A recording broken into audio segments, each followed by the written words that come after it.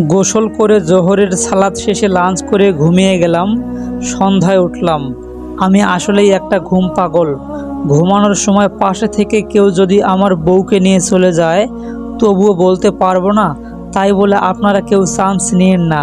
আর এসে লাভ হবে না, কারণ এখনও আমি বিয়ে করিনি। রাত্রে পরিবারের সবাই একসাথে ডিনার করে আমি আমার রুমের দিকে যাচ্ছি, আর ঠিক তখনই আব্বু আমাকে জিজ্ঞেস করলো, কলেজের প্রথম দিন কেমন কাটলো? ভালো। তারপর আমি রুমে এসে ঘুমিয়ে পড়লাম। ফজরের সময় উঠে সালাত শেষে আবার ঘুমিয়ে গেলাম। আজকেও আম্মু এসে ডেকে তুলে দিয়ে গেল। ফ্রেশ হয়ে নাস্তা করে তিনজন একসাথে কলেজে গেলাম। গেট দিয়ে ঢুকতেই ধাক্কা খেয়ে পড়ে গেলাম। আমার সাথে একটা মেয়েও পড়ে গেছে, তার মানে এর সাথেই ধাক্কা খেয়েছি। দেখতে তো মাশাল্লাহ, ক্রাশ খেলাম। যাই হোক, মেয়েটির হাত ধরে তুলে দিয়ে বললাম, দেখতে পাইনি। It's okay. আপনি কোন ইয়ারে পড়েন? First year. আপনি? সেকেন্ড ইয়ার। সিনিয়র সম্মান দিবে বলেই একটা মুচকি হাসি দিয়ে চলে গেল।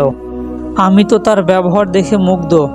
মনে করেছিলাম কয়েকটা চড় দিবে, তা না করে কত সুন্দর করে কথা বলল। আমি আবার ক্রাশ খেলাম। আমি এক ধ্যানে তাকিয়ে আছি মেয়েটির চলে যাওয়ার দিকে। কি হয়েছে? ক্রাশ খাইছি। কস কি? এই সাথী আমাকে একটা সিমটি দে তো।